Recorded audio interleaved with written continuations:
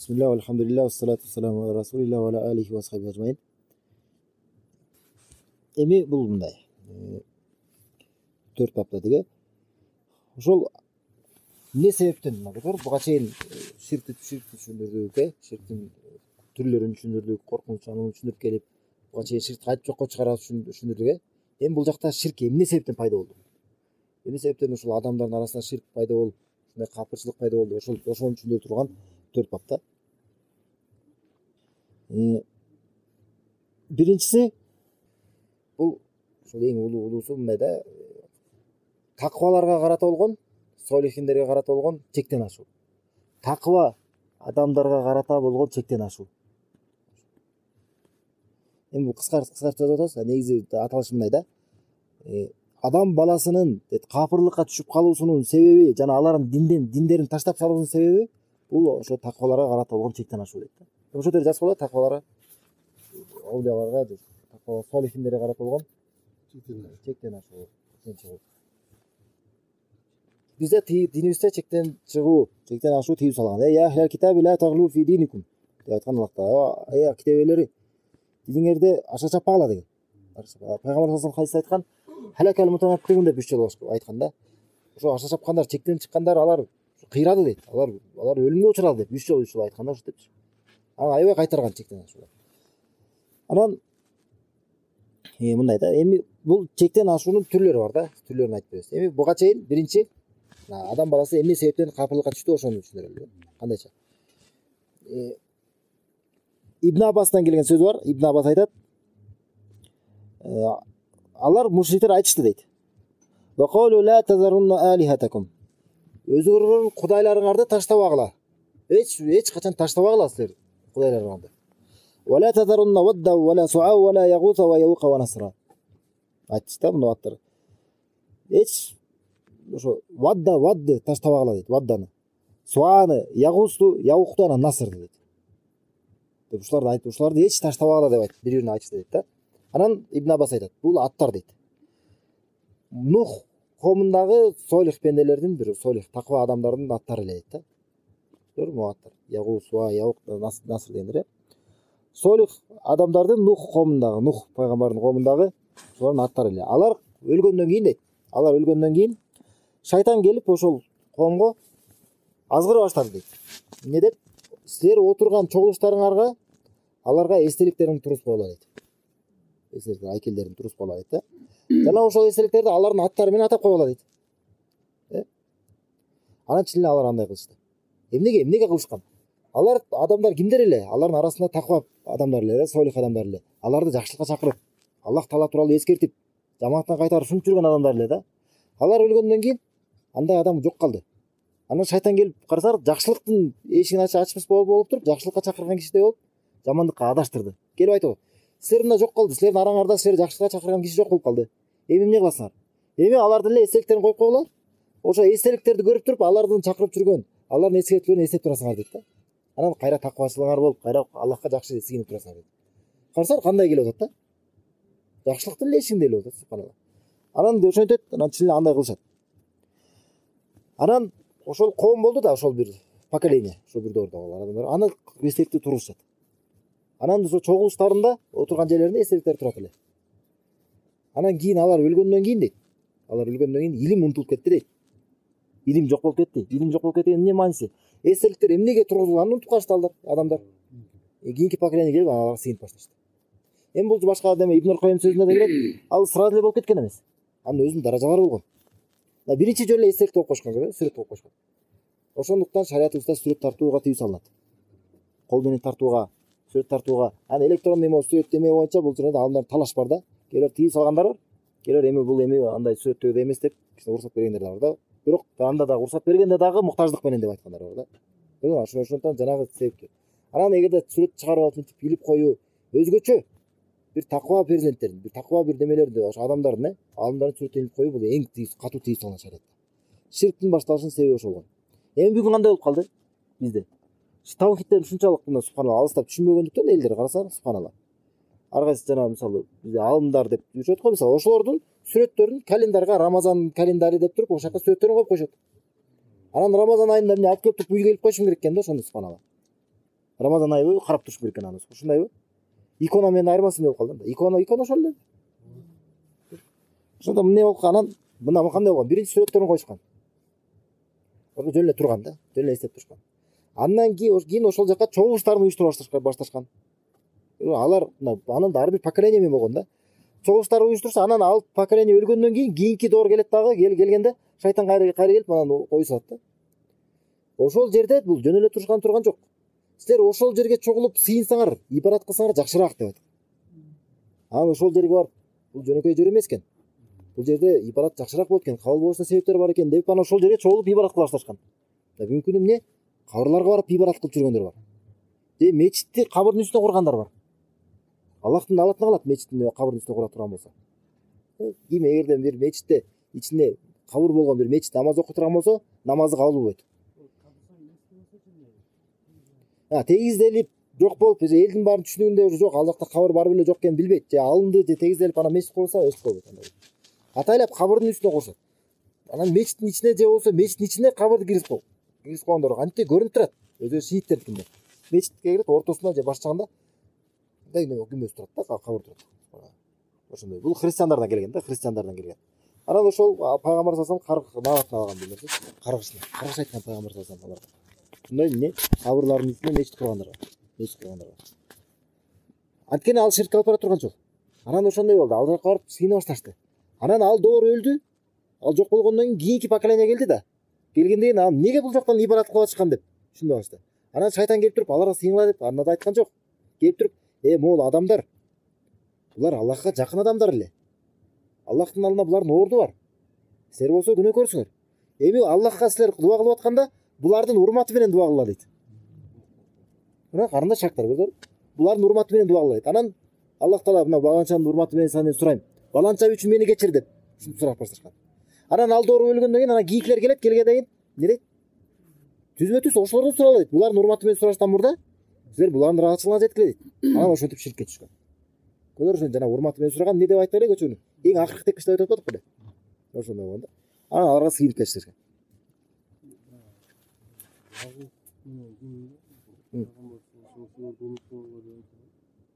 Жок, булар немелер айтып, бирөөнү айтып атат. Капырлардын сөздөрү, бирөөнү айткандар. Эч качан аларды таштабагыла өзүңөр кудайларыңарды депчи. Ошентип бирөөне ушундай жамандыкты буйрушкан да. Кудайыңарды, явму немелерди, Вадда, Суа, Ягус, Яук, Насырды таштабагыла деп айткан да. Жана кудайларын ошо айтпадык аттарын. Бирөөнү таштабагыла деп бирөөнү ушинтип осуят кылышкан да. Өз аларга сыйынгыла деп. Ошентип. Анан ошондо Аллах Таала аларга элчи жөнөткөн да, элчи жөнөткөн. Ширк пайда болгондон кийин анан Нухту жөнөткөн. Анан Нухка баш ийишкен жок, анан Аллах Таала аларды азаптаган. Анан пайгамбар саллаллаху алейхи вассалам хадисте айткан: "Ла татруни кама атрадан насара Иса ибн Марьям. Иннама ана абдун. Факулу абдуллахи ва расули." Христиандар дейт, ошо христиандар Исаны көтөрмөлөгөндөй мени да көтөрмөлөгөлө дейм да. Ордунан бийик коюп, мындай ара жанымды көтөрүп, ашыкча мактап ала деген. Чынында мен кулмун дейт. Пайгамбар айтат. Мен кулмун, ошондуктан айткыла, Аллахтын кулу жана элчиси деп айткыла деген. Айтып атпайсызбы өчөтөн бери? Аллахтын кулу ага сыйынылбайт. Анан элчиси ага ишенилет, ага тасыкталат. Аны жокко чыгарылбайт. Ошончо айтып атат. Христиандар Исаны көтөрмөлөп салгандай, Исага карата аша чапкандай, силер дагы мени ошентип көтөрмөлөп мактабагыла деген. Мына солихиндерге карата болгон чектен ашуу мына ошол. Эмне экен? Мына көтөрмөлөп мактаса, аша чап.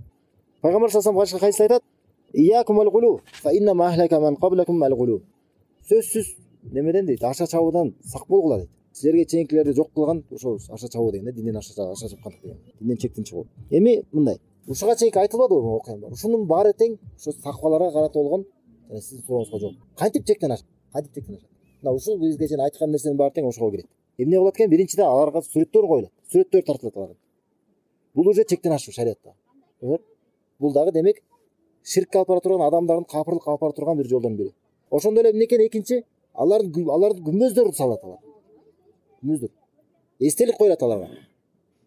Ошондой эле алардын эстелигин бийик курулат. Бийик куруп, өзгөчө кооздоп. Свеча аларга светильниктер ошондойлор да бар да. Өзгөчө аларга кароочуларды коюп, ошондор бар. Мазар кооздоп. Ошондой эле аларга карата болгон чектен ашуудан эмне бул? не болду? Алардын кабырларын зыярат кылуу кайра. Барып ошол жерге чогулуштарды уюштуруу. Зыярат кылуу баруу. Көрдүңбү, алар кушуна болбоду, зыярат кылышпадыбы? Дагы чектен ашып эмне? Алардын урматы менен Аллах Таала дуа менен кайрылуу. Бул бидат. Дагы эмне? Алар карата болгон чектен ашып бул эмне? Алардын сыпаттарын, алардын бир иштерин кайра мактап, көтөрмөлөп мактоо аларды. Мактоо. Бул дагы эмне? Аларга отурган адамдардын жүрөктөрүндө тура эмес ишеним пайда кылат. Демек алар кандай бир өзгөчө адамдар болгон экен, ал болгон экен. Айтып жүрөт го. Ушундай бир оолия болгон экен, андай алган, мындай алган деп. Ошондой да, анан эмне? Анан эң башкысы эмне? Аларга отурган чектен ашып, аларга сыйынуу. Алар андан татыктуу эмес. Ушунун баарынан баардык ушул этаптары, баардык даражалары шариатта тыюу салынган. Эмне себептүү? Анткени алар ширк алып бара турган жолдор. Ширк алып бара турган жолдор. Анан негизинен ошо солих, таква буга чейин өтүп кеткен адамдарга карата адамдар үчкө бөлүнөт. Биринчи аша чаап аларды мактагандар. Кимдер мисалы? Мисалы христиандар. Христиандар Исаны Кудайдын баласы деп атышат. Үчтүн бири дешет. Бирок Аллах менен бирдей эле кылышат да. Аша чаап мактап салгандар, аларды мактап көтөрмөлөгөндөр. Экинчи түрү булар болсо, аларды өзүнүн даражасынан ылдый бас коюп, аларды жамандагандар. Мисалы иудейлер Исаны жалганга чыгарышкан. Исаны Мухаммад саллаллаху алейхи жалганга чыгарышкан, туурабы? Бул дагы туура эмес. Экинчи түрү адашкан. Үчүнчү түрү ортомчу. Аларды жокко чыгарып, аларды жалганчы деп айтпайбыз. Бирок не пайгамбар дейбиз. Бирок ошол пайгамбар болгондон кийин дагы солихиндер. Аларды көтөрмөлөп, аларды Кудай деп, аларга сыйыныш керек деп аша чаап кетпейбиз. Ортолук. Ошондуктан биздин динибиз ортолуктун дини. Ушундай эле солихиндер боюнча да. Биз буга чейинки өткөн ата бабаларыбыз, буга чейинки болгон алымдар, анын баарын ордуна коебуз да. Аларды сыйлайбыз, алар үчүн дуа кылабыз. Алардын эмгегин сыйлайбыз, бирок ошо менен бирге аларга сыйынып кетпейбиз. Анан аларды жанагындай жамандап айтпайбыз да, ортолук ошол да. Бул биринчи бап болду, биринчи бап. Эми экинчиден ушулар ушуну түшүнүктүү болгон болсо, калган баары эле ушу менен байланыштуу. Экинчи бап шариатта катуу тыюу салынган дейт. Эмне боюнча? Ким Аллахка бир таква пенденин кабырын жанына сыйынганга. Ким таква бир пенденин кабырын жанына барып туруп, Аллахка сыйынса, ошого шариатта катуу тыюу салынган. Эң чоң күнөөлөрдүн бири. Аллахка сыйынган. Эми ал өзүнө сыйынган болсо андан бешпедир. Ал жөнүндө эмне деп айтабыз дейт. Демек эмне экен? Таква пенденин кабырынын жанына барып, таква пенденин бир таква бир солихтин кабырынын жанына барып, Аллахка сыйынуу бир чоң күнөө. Аллахка сыйынуу чоң күнөө. Экинчи бөлүгү ушул. Анткени бул дагы ошо ширкке алып бара турган жолдордун бири. Эми карасаңар таң калыштуу нерсе да. Адам Аллахка сыйынат дагы, анан күнөө алат да. Неге? Анткени Аллах уруксат берген, тыюу салган жерден сыйынат да. Түшүнүктүү болуп атат, Токума кет. Айша энебиз анан Умму Салама бир күнү пайгамбар саллаллаху алейхи келип айтышат да. Алар Хабашага барышкан болот, Эфиопияга барышкан да, Африкага барышып, анан ал жактан сүрөттөр жөнүндө айтышат да. Ошо церковка кирсе, ичинде сүрөттөрдү көрүшкөн болот. Анан пайгамбар саллаллаху алейхи айтат. Алар дейт, эгерде алардын арасында бир солих, бир пенде кайтыш болгондо дейт, анын кабырынын үстүнө мечит куруп коюшат дейт. Ушундай мечит курушат дейт. Анан ал жакка дейт, алардын ошо солих пенделердин сүрөттөрүн коюп коюп, сүрөттөрүн илип коюшат дейт. Булар дейт, улайка ширары халк индалла. Аллахтын алдында эң начар пенделер дейт. Эң начар жараткан нерселер дейт. Жаратылгандардын арасынан эң начарлары, эң жаманы ушулар дейт. Эмне экен? Ошол көрдүңбү? Кабырдын үстүнө мечит кургандар. Анан алардын сүрөттөрүн орноткондор. Анан пайгамбар саллаллаху алейхи вассалам айткан болчу көчө хадис. Өлүмдүн алдында жатканда, төшөктө жатканда кыйналып, анан бетине ушундай бир чүпүрөк жабылган болот. Анан бир кезде жакшы болуп жеңилдей түшкөндө, ошо чүпүрөктү башынан алат дагы, бетинен алып туруп айтат. Ла'натуллахи алал яхуд ван насара иттахазу кубур анбияхи масаджида. Аллахтын налат болсун иудей менен христиандарга дейт. Аларга Аллахтын налат болсун. Неге дейт? Анткени алар дейт, пайгамбарлардын кабырларын мечитке айлантып салышты дейт. пайгамбарлардын кабырларын мечит кылып таштайт. Ошол себептен аларга Аллахтын аты болсун. Өлөр демек бир кабырдын үстүнө мечит куруу бул эмне Аллахтын алтына калат. Пайгамбарыбыз каршы айткан. Бул менен эмне түшүнөбүз? Мечит куруу эле эмес. Кабырдын жанына барып туруп адам ибарат кылса, ошо мечит курган болуп эсептеле берет. Мечит деген нерсе ал ибарат кыла турган жер, мечит деп аталат. Ошол менен бирге мечиттин ичине дагы бирөө адам эме алып келсе, ичине бирөөнү койсо, бирөөнү эмне бир маркумду койгондо буга кирет да. Ошо тыюу салынган. Жана алымдар айтышат, ким эгерде кайсы бир мечитте ичинде кабыр болгон болсо, ошол жакта намаз окуган болсо, намазы батыл. Намаз кабыл болбойт, бузук. Билген эмес болсо дагы. Мисалы, бир жерде жашап жүрдү 1 айдай. Кайсы бир жерде. Анан кийин кетти. Кеткенден 1 жылдан кийин укту да, ошол мечитте кабыр бар экен. Уккандан кийин ошол 1 ай окуп жүргөн намаздарын кайра кайтып окуш керек. Болжол менен эсептеп кайра окуп чыгыш керек болот. Өтүп кеткен болсо да. Ушунчалык катуу тыюу салган да. Эч кабыл болбойт мындай. Жанагычы. Бирок мечит менен мазардын территориясы бир болсочу.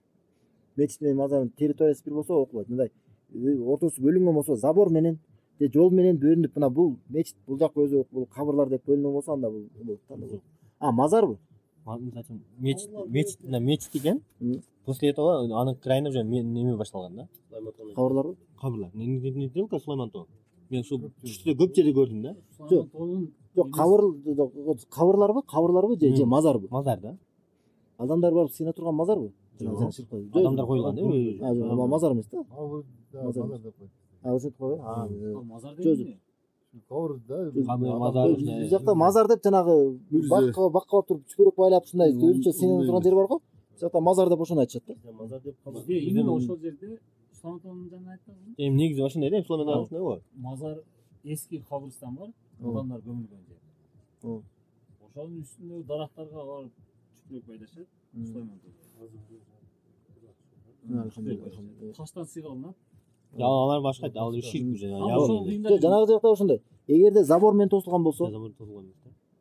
ана мечиттин коросу болуп калды эле. Мечит менен ошо неменин коросу бир да, тең. Бирдей. Ошону мисалы мазар болгон, ошо адамдар коюлуп, кабырлар коюлган. Ошонун эле чекесине ошо неме коюлган да. Мечит салынган. Ошондо мечит менен кабыр бир болуп калат абы. Территориясы бир да. Эски эле мазар. Не только эски. Анда окулбайт, окулбайт. Территориясы бир болсо окулбайт да. Бирок Бирок намаз кабыл болбой анткени мечиттин ичинде болгон болсо жанагындай да, жана айтып атпайбызбы? Мечиттин ичинде, мисалы, ичинде территория могу именно корос немесинин ичинде да. Мечиттин ичинде, зданиянын ичинде болгон болсо, анда намаз батыл да. Намаз батыл. Эми жанагындай болсо, бирок алыс эле болуш керек да, ал жактан. Мен аябай көп жол жүрөм. Бүт жолдо ушундай экен да, мен кийин байкап калдым да. Жок, корос. Эми бирок эгерде забор менен бөлүнгөн болсо, же забор жок болсо, мындай машина турган жол бар да, мындай билинип турат. Бул жак кабыр өзүнчө, бул жак мечит өзүнчө. Анда болсо андай кирбейт да. Андай эмес. Бул экинчи бап болду да. Экинчи бап болду мына. Сиздер түшүнүктүү болду? Эми мындай да, мисалы бир кабырга барып туруп бир солих пенденими же шылык бир күбөскө барып туруп, ошол жерге барып туруп Аллахка адам сыйынып атса, Аллахка чын ыхластуулук менен сүннөткө ылайык ушинтип сыйынып аткан болсо, ошол себептүү эмне болот? Аллахтын каршысына алат. Азар Аллахка сыйынып атат ыхластуулук менен. Бирок чоң күнөө болуп атат да, күнөө болуп атат. Ошон бул эмне катуу тыйсың? Анткени ал ширк алып бара турган жол. Ширк алып бара турган жол да. Бирок жаназа окусолот. Жаназага окулат. Бул жалгыз эле ошол эле да. Барып туруп мечитке ошол жакка барып, неметип бир көмүлөрдү, ошол жакка үндөстүн үстүнө жаназа окулат да, окуса болот. Анан кийинки.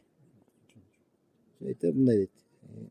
Таква пенделердин кабырына карата болгон чектен ашуу дейт. Аларды Аллахтан башка сыйына турган бутпарастарга айландырат дейт да. Айландырат. Ошо бутпарастарга, идолдорго айландырат дейт да, идолдорго. Мындайча айтканда, кабырларга карата болгон чектен ашуу дейт. Кабырларга карата болгон чектен ашуу аларды идолго айландырат. Идолго, жалган кудайга айландырат. Кайра кабыр менен байланыштуу. Көп келет да, кабыр боюнча. Бирок кабыр менен ширк ушундай жана алымдар айтышат, эки бир тууган сыяктуу дейт да. Кайсыл жакта бир кабырларга карата болгон чектен ашуу болсо, айтып атпайбыз бул жактачы, бапта. Кабырларга карата болгон адамдардын тура эмес ичилимдери, кандай бир ушундай мисалы ал жакта ибарат жакшыраак, ошол жерде ушундай бир өзгөчө ал жакта бир такыба жаткан экен, ал жакта жер гүлдөп кетет экен, бир оолуя жаткан экен, ушундай деп бир турамыз ишендер болот го. Ошондой адамдарда болгон болсо сөзсүз ширк пайда болот. Сөзсүз алып турган ширк. Субханалла, интернетке таратып жибей, мына карап келесиз, гүлдөп кетиптир андай мындай деп. Шайтандын чыкмалары да ушу адаштыра турганчы. Субханалла. Өзгөчө. И Бичитке койлгон деп сыймыктан. Субханалла. Анан пайгамбар саллаллаху алейхи вассаламдын мечитин далил келтиришет. Айтышат. Пайгамбар саллаллаху алейхи вассалам өзү деле мечитте курулган го, мечитте коюлган го дейт. Бул жалган. Пайгамбар саллаллаху алейхи вассалам мечитте коюлган эмес. Пайгамбар саллаллаху алейхи вассалам каякта коюлган? Айша энебиздин үйүндө коюлган. Айша энебиздин үйүндө коюлган. Ана үй ал. Ошол үй калган да территория болду. Анан мечит чоңойтулуп отуруп, бирок чоңойтулуп атканда дагы ошо мечиттин артынан мынтип ошо күмбөздүн артында чоңойтулуп атканда бир дагы уруксат берген эмес. Ошол заматта фитналар болуп, анан ушундай илимсиз немелер падышалыкка келип калып, ошентип отуруп, ягына чоңойтулуп кеткен да ушундай мечит. Анан ушундай болуп, ошол үй мечиттин ортосуна алып калган да. Эми карасаңар, ал үй да ортосунда. Ортосунда болгон үй. Эми суроо, ал мечит болсо курчап калды. Мечит өзүнчө тегеректеп турат, а үй ортосунда өзүнчө турат. Ал үй боюнча калды. Мисалы кандай? Дагы башка мисал да. Мечит бар да, мечит. Анан кээ бир мечиттерде көрөсүз, мисалы подвал жагы туалет болуп кетет, туурабы? Эми ошол туалетпи же ал же мечитпи? Туалет да ал деген. Ал туалет өзүнчө ал деген. Ошо мечиттин эмеси болуп турган болсо дагы бирок өзүнчө ал салган да. Ушундай да жанагы. Бул өзүнчө үйдө. Ал биринчи тирүү кезинде ошо пайгамбар саллаллаху алейхи вассалам жаңы кайтып болгондо сахабалардын баары бар кезде мечитте киргизген эмес пайгамбар саллаллаху алейхи вассаламды. Мечит бер жагында турган. Эгерде ошол чын эле артык нерсе боло турган болсо, ушундай кылыш керек иш боло турган болсо, мына киргизишет эле. Киргизген ушундай чоңойтулуп отуруп анан жанагындай болуп калды да. Анан эмне пайгамбар саллаллаху алейхи вассаламдын немеси кабыры мечиттин ичинде эмес, бирок мечиттин ортосуна алып калган өзүнчө территория. Өзүнчө территория да жанагындайчы. Анан ал бир эле забор эмес, 3 забор менен тосулуп турат. 3 ортосунда 3 неме бар, 3 забор бар. Биринчи забор ошо Айшанын комнатасы. Андан дагы бир забор турат, анан дагы бир забор турат ушундай. 3 забор бар да. Ошондон адам келип туруп кабырга карата сыйынып ибадат кылам десе, таба албайт да каягында. Түшүнүксүз, мындай ушундай жерде турган, мындай кайрыла албайт да, таба албайт. Пайгамбар бул жакта пайгамбар салсам, мына ушул дуа келет. Айтат: Аллахумма ла таджил кабри ватанан юбат дейт. О Аллах, менин кабырымды сыйына турган бир идалга айландырба деген да. Пайгамбар дуа кылып. Ошо дуасын Аллахта дуасын кабыл кылган. Чын эле эч ким бүгүнкү барып туруп деген анын кабырына сыйына албайт. Дуа кылбайт да. Ушундай бир кайсы бир убакта деген ошол кайсы бир эки бир мунафык ушундай ислам кабыл алуубузда келди анан ушинтип немесин уурдайбыз деген. Бир алым деген түш көрөт да. Түш көрсө пайгамбар саллаллаху алейхи вассаламды ушундай бир жүзүндө бир ушундай бир башкача бир ушундай түстүү болуп калган, кандай бир өзгөргөндөй сыяктуу көрөт да. Анан кайра кайталанып көрө береби, анан ушу кеңешип, алдымдар менен кеңешип, эмне болуп атат десе, ушул бир пайгамбардын бир саллаллаху алейхи вассалам сүннөтү менен бир нерсе болуп атат же кандай бир неме болуп атат деп эмечет да ушундай. Кооптуу болуп аткан экен деп кичине көңүл бура башташат. Анан көңүл карашса деген ошол бирөө эки адам келип туруп, күнүгө келип туруп, мечитке кирип туруп, кабыр жагына көздөп мынтип немени кумду алып туруп мынтип чөнтүрө салып чыгып кетишкен да. Ушинтип каса беришкен экен. Каса ошого жетебиз деген экен да. Анан ошол экөөнү кармап, ал экөөнүн башын кыйып, анан ошондой анан жана 3 дуа курулган да. Аллах да өзү сактап койгон да. Тигин түшүнө киргизип, жанагы жетиз таптыртып туруп, өзү сактап койгон да, субхана. Подземный кылып ошол жака жетебиз деген да. Эки мунафык болгон да, ушундай мунафык мусулманбыз деп жүрүп, анан жана айтып келип, анан ошентип отурушкан да. Аллах эмне кылышмак капырлар субхана. Негизи пайгамбарлардын денелери берекелүү да, берекелүү. Пайгамбарлар мисалы тирүү кезинде жанагы Алинин көзүнө түкүрүп койгон. Түкүргөндөн кийин ал айыгып кеткен, дуа кылгандан кийин айыккан да. Анан ушундай пайгамбарлардын жанагы бирөөлөр бар солихиндердин бир алымдардын денелерине жарамаш берип кетет деп ушундай кылып атышпайбы? Бул негизи пайгамбарларга ошондой болот эле. Пайгамбарлардын денелери берекелүү, пайгамбарлар. Бирок бул пайгамбарлар. Ал эми адамдарга андай кылуу бул ширк. Андай уруксат бергенбиз да, андайчы. Пайгамбарлар шилекей эмес берекелүү болгон ушундай да, пайгамбарлардын денелери. А башкалардын денелери, терилери, шилекей, чачы башка нерселер. Дарытылган суусу ушулар. А башкалар болсо башка андай болбойт. Уруксат берилген эмес. Уруксат берилбегенден кийин Аллах Таала уруксат бербеген нерседен барып береке издөө бул ширк. мисалы бир тоого, мисалы кайсы бир тоону же бир кайсы бир ташты же бир кайсы бир сууну Аллах берекелүү деп айткан жокпу? Ошол жерге барып береке издөө бул ширк болбойт да. Анан бул жакта да эми далил кандай? Барып тиги алым барып, бул алым барып сөйкөнүшөт. Барып ушунча мичет, жанагындай суусун түбүн ичишет. Жана ишлекейин түгү оозуна түкүртөт жаш балдарга. Эмнени баарын кылышат? Бул нерсе шариатта уруксат берилбейт. Эгерде боло турган болсо, пайгамбарлардан башкалар менен. Анда Абу Бакыр менен ушундай кылышат эле. Эң артык биздин үммөтүбүз Абу Бакыр. Абу Бакыр менен Умар менен эч ким андай кылган эмес. Башкалардын баары келип абу Бакырдын кийимине сүйкөнүп, анын немесине сүйкөнүп эч ким болгон эмес да. Абу Бакыр менен жанагылардын немеси салыштырыш мүмкүн эмес да, туура.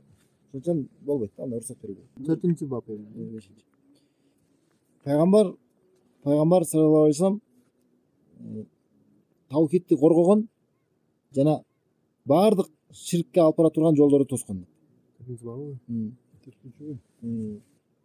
Пайгамбар таухидти коргогон жана ширкке алып бара турган баардык жолдорду тоскон. Таухидти коргогон. Ошентип жазып коет, Пайгамбар таухидти коргогон.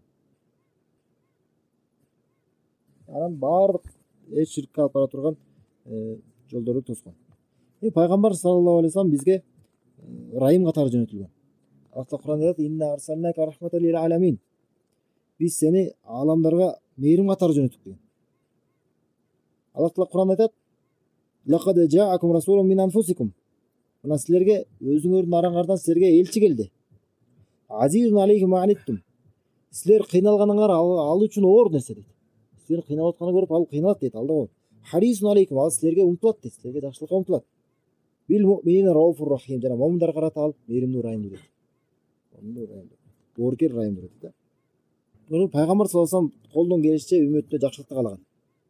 Момунда ошо колунан келишинче үммөтүнө бейишти каалаган, тозоктон кайтарган. Ошол себептүү мына бейишти каалагандыктан, тозоктон сактаганды каалагандыктан эмне? Кайра кайра таухидти айта берген. Ширктен кайтара берген. Кени билген, мына ушул нерседе жакшылык бар. Ширкте бардык жамандык деп. Ошондон эгерде кайсы бир адамдагы таухидти айтып атса, ширктен кайтарып атса, демек ал адам жакшылыкты каалап атат. Анан кээбилер чыгып кайра эмне дейт? Айта бересиң. Ширк дей бересиң дейт да, субханалла. Кирсе тура калат. Кирсе тура калат. Жаман көргөн, ошо кире Киргенде калган. Ал өзү сүннөтү дейт, турбананын жаман көргөн. Ана колундагы өпүткөн эмес. Кийинсе кылбаш керек да. Келип турган болот. Бир эле учурда эгерде алыстан келген болсо, сапардан келсе туруп, мисалы учурашып ушундай болгон болсо, уруксат берет. Алыстан келген болсо, сапардан келген болсо. А башка жок турган. Турганда адам анан өзү киргенде башкалар турганда жактырган бул жаман нерсе да, субханалла. Өтө жаман. Пайгамбар саллаллаху алейхи вассалам өзү тургузчу эмес.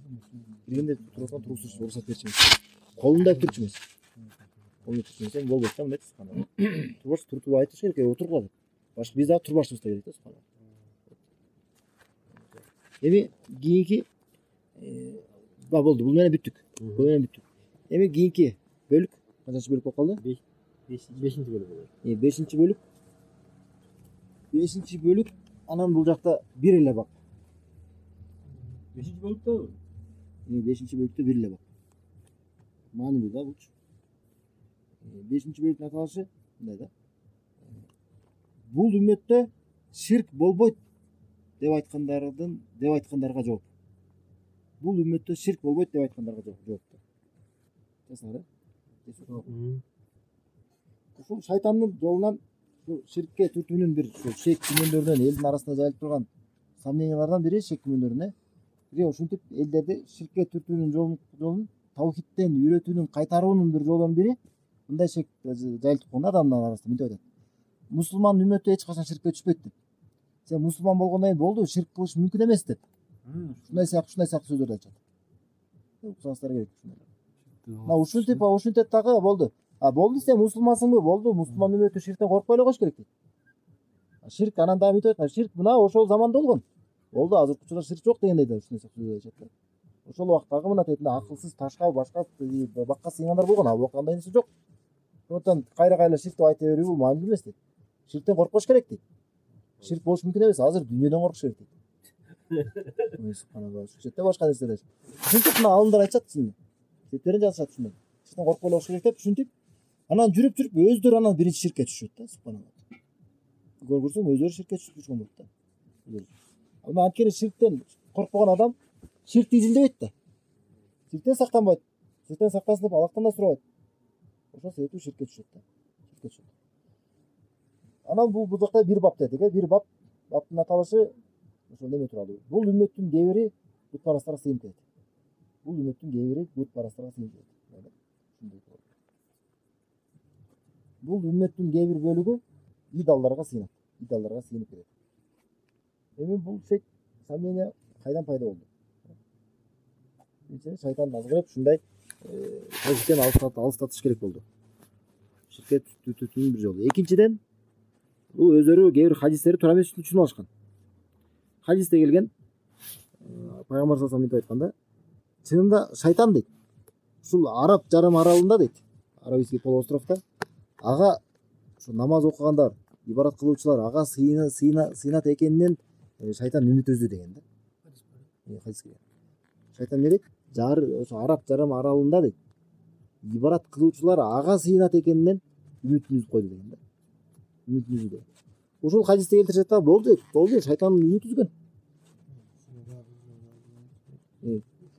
Түшүнүп алса да бул демес. Ушул хадисти анан туура эмес түшүнүп, ушул хадисти өзүнө келтирип алышкан далил катары. Биринчиден бул жакта айтып атат. Пайгамбар саллаллаху алейхи ва саллям бул ар тараптуу жооп кылышат. Ар тарабынан жооп кылышат. Биринчиден шайтан үмүтүн үзгөн менен азгырын токтоткон жок. Азгырын токтоткон жок. Бул хадисте алып болсок.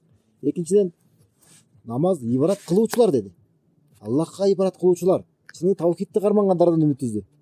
Башкалардан үмүт үзгөн жок. Ушундай бар да.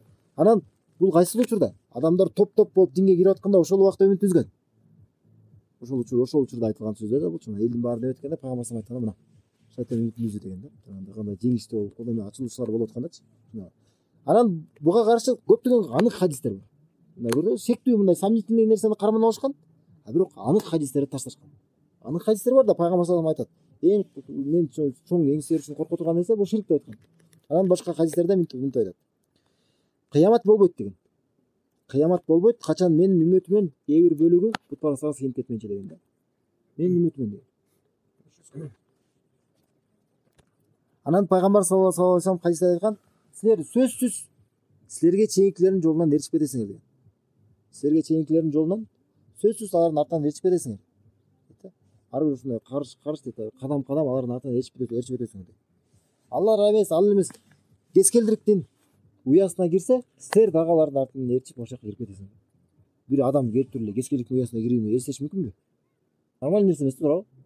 Бирок ошондой кылса дагы силер ээрчип аларды ошондой бир нормалдуу элестетиш мүмкүн эместер силерде дагы, аларды туурайсыңар деп атат. Толук эле алардын артынан ээрчип калат деген да. Анан кимдер? Иудей менен христиандарбы десе, анан ким дейт? Башкалар болбогондо ким? Анан чын эле ошондой мына пайгамбар саллаллаху алейхи ва саллям акыйкатты айтканда чын ошондой болуп турат. Ошондой турат. Эми бул хадис менен бул теманын эмне тиешеси бар? Аларга артынан ээрчитесиңер дебедиби? Аларда ширк бар беле? Ооба, Куран тасдыктайт алар тууралуу. Алар чынында ширк Куранда келген, сүннөттөрдө келген. Алар ширк кылышат. Эми бардык нерсени алардын артынан ээрчисиңер деп аткандан кийин ширкте да ээрчийт. Мына аларда Исага сыйыны барбы? Исага сыйыны бар. Биздин үммөттө да Мухаммадка сыйынгандар пайда болду. Аларда өздөрүнүн жанагы святойлоруна Павел, Петр бирдеме деген сыйынгандар барбы? Бизде да болуп атат. Тигил аулия, бул аулия деп сыйынгандар болот. Ошондой болот. Аттар эле башка. Аттар эле маңызы ошол. Мына бул ширк. Эми көп эле ибарат түрлөрүндө. Аларда дагы өздөрүнүн церковьтарына чогулуп алып ырдашабы? Бизде дагы эмне чогулуп алып нашит деп ырлар чыгарышты. Мусулманский песни деп, мусулмандар ырдашат деп. Нашит деп чыгып ырдашат. Ошол эле. Алар деген 7-январда эмнени байрамдашат? Исанын туулган күнү деп байрамдашат. Исанын туулган күнү деп, Иса ошону уруксат берди беле? Иса уруксат берген эмес, анан нерсе. Анан эмне?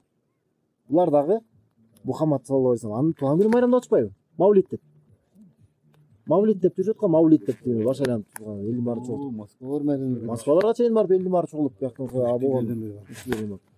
Мавлид деп жүрөт го, Мавлид деп пайгамбардын туулган күнү деп китептерди чогулуп аны артисттер жүрүшөт, алдындар жүрөт, дин жөнүндө сүйлөт дагы, кайра артисттер жүрөт, ырдап жүрөт да субханалла.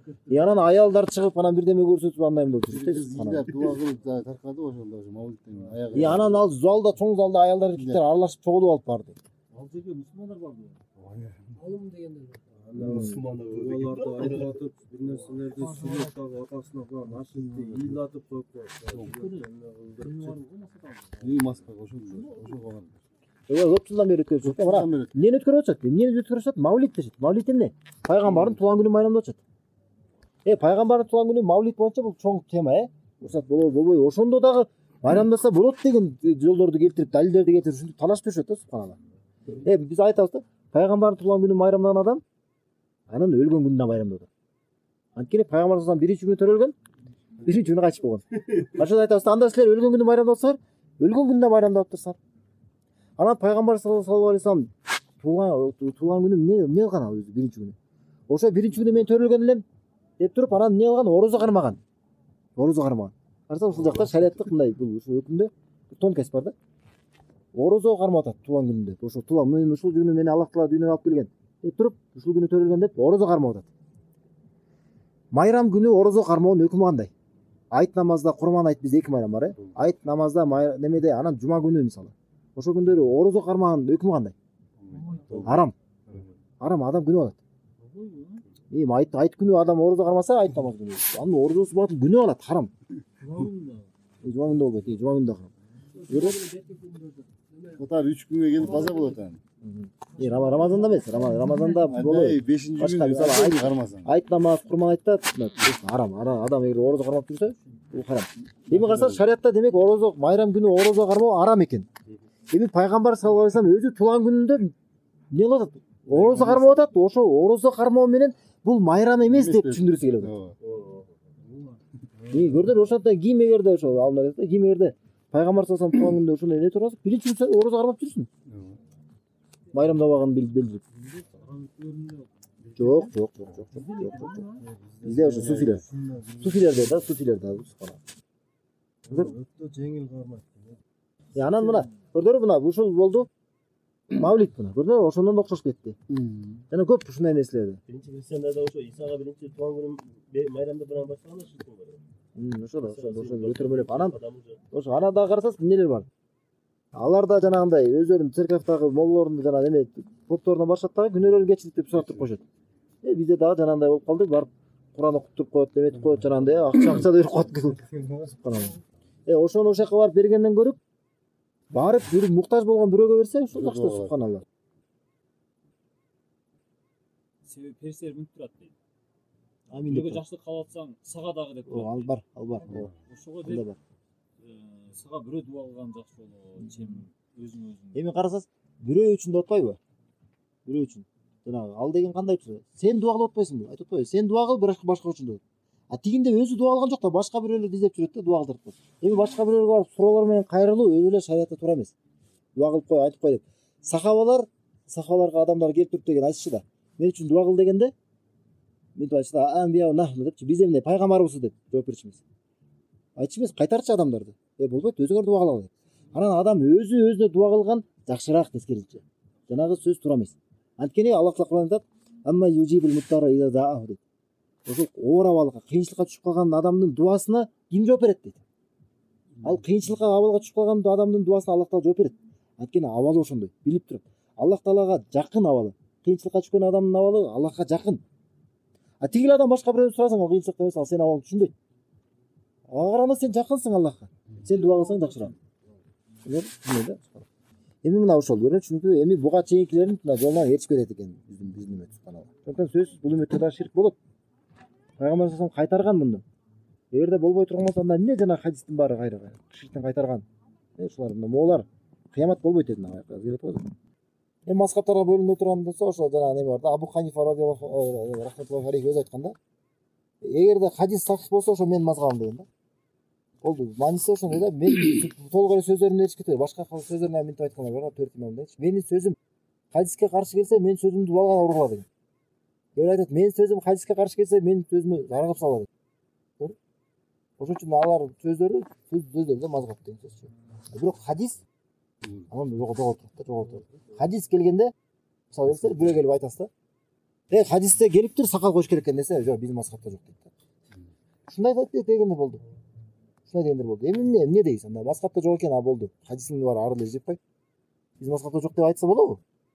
Кандай чоң азапка кабылат бул адамчы? хадисте анық турабы. Түзөн таштап. Эми жанагы маселе ал жанагы талаш маселе да.